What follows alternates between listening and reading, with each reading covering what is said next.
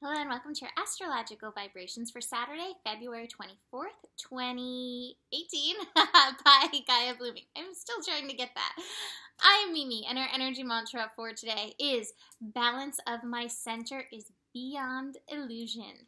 And today we actually don't have a huge amount going on.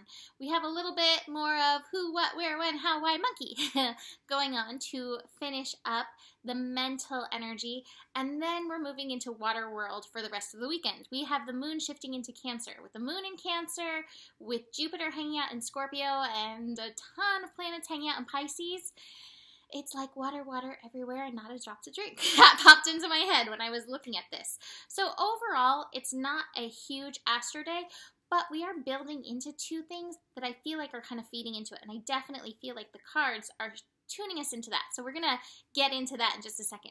The first thing, moon finishing up in Gemini, and as the moon finishes up in Gemini, it will connect to Uranus in Aries. So that may ignite a little electrical fire in you. It may ignite a little of your passion. It may ignite some interesting communications in and through you.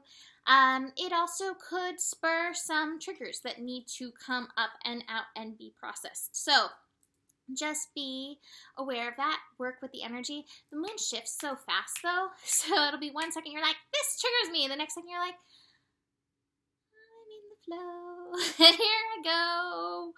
Oh, floating in all of the water around me.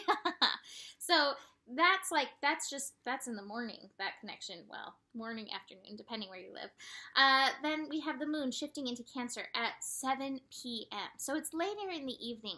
But with that moon in Cancer, this really is a time over these next 2.5 days with this moon in Cancer to really nurture yourself.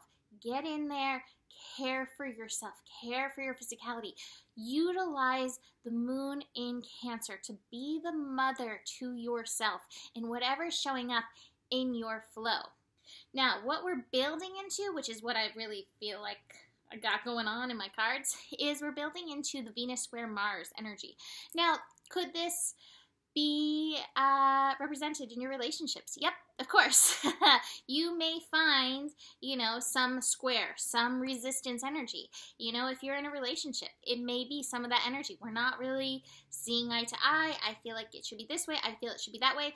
But beyond all that, there's always the personal work. And anything that's happening out there really is an indication of something that can go on for you. We have been working so much on integration and being in the yin with Venus in Pisces. It really is about the intuitive flow and being guided by that intuitive flow.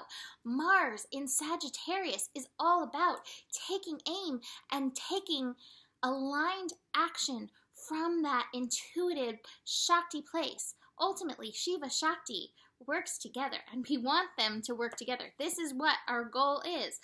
But sometimes the head and the heart get in the way. So here we have the morality card, which is the Queen of Swords. Too much in our head. And like I said, especially with this moon in Gemini the last few days and all of the mutable stuff, there's been a lot of mental stuff. And so often the mental stuff goes to fear and how you're going to protect yourself. And it kind of shuts us down. It makes us hold back our gifts. It makes us shut down our heart. However, the universe gave us antidotes to this. Like I said, I love the cards. For morality, where we're stuck in our head, it's awareness, practicing awareness, mindfulness, and that is going to peel you through your layers, peel you through your illusion. For the miser, for those places where we're stuck in our heart, stuck and not showing our heart, we have courage, the strength card, the strength of our being, the strength of our soul. And this ultimately leads to this integration. Now, what I think is going to be supportive, I hope, tomorrow is we do have Mercury in Pisces, and Mercury in Pisces is going to be connecting to Neptune. So you may be a little bit more inclined to be in your flow, to be like, oh, my intuition says this. Okay, I'm going to trust it. I'm going to honor myself. I'm going to get in my flow. But there, again, the practical in you may come up a little bit against that. Moon in Cancer, comfort seeker. A lot of times I think that's one of the biggest things that hinders us from taking the next steps. Is like, I'm comfortable here even though it's uncomfortable. At least I know it here. And so therefore I am safe, even if I'm not safe. And so there may be some of those little pushes to get you out of that. From Miracles Now, there is always a solution of the highest good, especially if you are coming into any conflict within yourself that you're not in that integrated space. Hold this space then, in your center. There's always a solution of the highest good. Someone said to me today, like, I think everybody in some way or another, whatever they're doing in their life, is trying to find their center. So come back to that place, realizing whatever is going on, there is a center in there for you, and you being in your perfect balance, that's beyond any illusion of right, wrong, heart, mind, any of that stuff. That goes beyond it. It's like, oh, peace, this place, yes. And you can always, always attain that. All right, to finish up, the Rumi card. Oh, I love this. I didn't even look at the poem. I didn't even really look at the card. I was like, okay, this is the card. Let's do it. Blessings of Al-Hakim. This is one of my favorite Rumi verses. Sell your cleverness and buy bewilderness. Cleverness is an option. Bewilderment is a vision. Another version is, if you could sell your tricks and cleverness, that would be the cleverest trick. So different people have different translations of Rumi's work. So that's the translation that I know. But sell your cleverness and buy bewilderment. Cleverness is opinion. Cleverness is opinion. I wrote option, Or I didn't write. I said option. But cleverness is opinion. Bewilderment is vision. All right.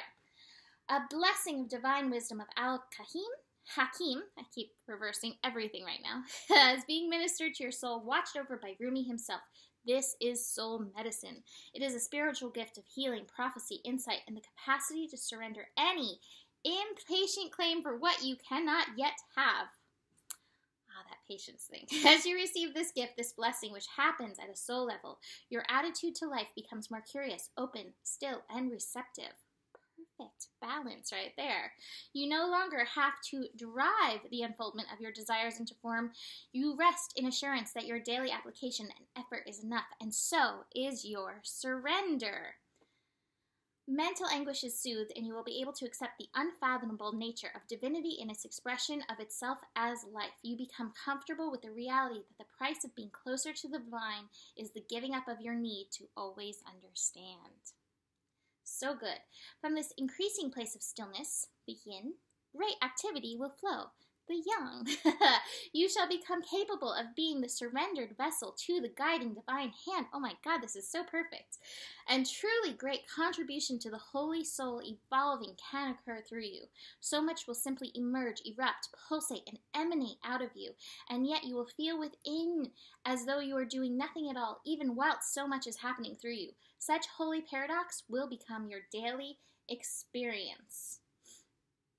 Blah, blah, blah, blah. This oracle comes with special guidance for you. If you are uncertain about an issue in your life, be at peace. There is divine healing that can occur most readily in the unknowing. Follow the sacred honoring ritual and know that all is indeed well, beloved soul. Perhaps you are journeying very deep indeed, and your allegiance to your intellectual mind is softening in favor of your allegiance to your heart knowing, or just softening into your perfect balance. What does that feel like? Oh my God. Let's see. This oracle comes with special guidance to bring you peace.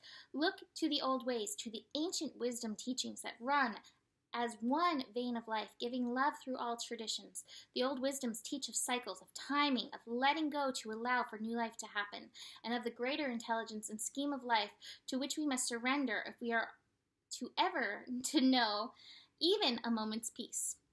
The fire in your belly is a beautiful aspect of you. Just let it be the breath that swirls around and through the heart that ignites it, not the passing, huffing, and puffing of the impatient mind. For when the fire in the belly is fanned by the breath of the heart, You shall have peace and dynamic movement, restful stillness, and soul-inspired action all at once. You shall become one with the holy living paradox, and the healing power of your love shall know no bounds. I'm getting chills reading this. It's such an eloquent way of saying what I said in the horoscope. I love this. Sacred honoring ritual. I call on the divine presence that loves me unconditionally, and I surrender into your wisdom. Bless me now with the ability to accept your grace, your bounty, and your gift to my life in all its mystery. Help me learn and grow that I may realize the love that lives within all, including my own being. May I dwell in the loving mystery of sacred compassion. I call upon the wisdom of the ancient ones, those who love me unconditionally and know truth.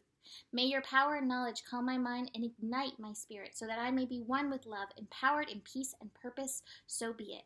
Now rest. You have completed your sacred honoring ritual. So, yay, Rumi. That's it for today. Good luck with these energies. Find your center, your balance. That's the quest. That's the sacred quest. That's the goal.